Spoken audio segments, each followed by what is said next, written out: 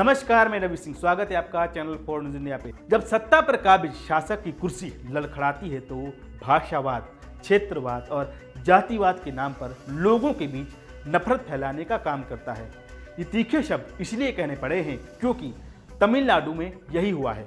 दरअसल हिंदी थोपने का आरोप लगाकर तमिलनाडु में ही अलग तरह की राजनीति हो रही। डीएमके की सरकार ने अब तो भारत की मुद्रा, जिसे अंग्रेजी में करेंसी कहा जाता है, उसका सिंबल ही बदल दिया है।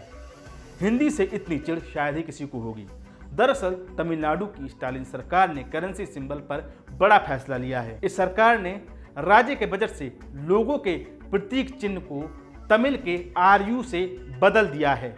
तो आप सोच सकते हैं कि हिंदी से कितनी चिढ़ हो सकती है। और सबसे बड़ी बात यह है, इसके बारे में सुनकर आपको भी आश्चर्य होगा।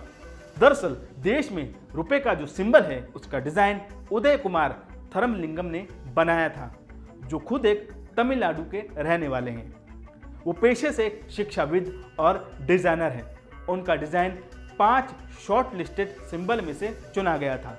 थरमलिंगम के मुताबिक उनका डिजाइन भारतीय तिरंगे पर आधारित है। तो आप समझ सकते हैं कि जब भारतीय तिरंगा भी से नफरत की जा सकती है, लेकिन आप सोच सकते हैं कि हिंदी से नफरत के चक्कर में देश के प्रतीक चिन्ह को भी नकार दिया गया। एक और अहम बात, रुपए का चिन्ह आधिकारिक तौर पर 15 जुलाई 2010 को अपनाया गया था। जब देश में कांग्रेस की ही सरकार थी, जो इंडी गठबंधन में डीएमके की सहयोगी है।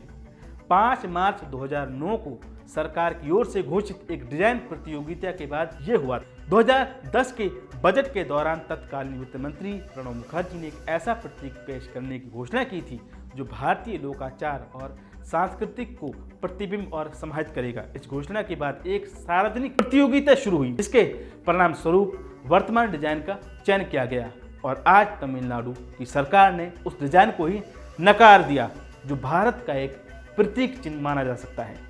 अगर ये वीडियो अच्छी लगी तो हमारे चैनल को जरूर सब्सक्राइब कीजिए, वीडियो को लाइक और शेयर कीजिए, बेल आइकन दबाना ना भूलिए। डॉक्टर ऑर्थो, अब दर्द भी घुटने टेकेगा।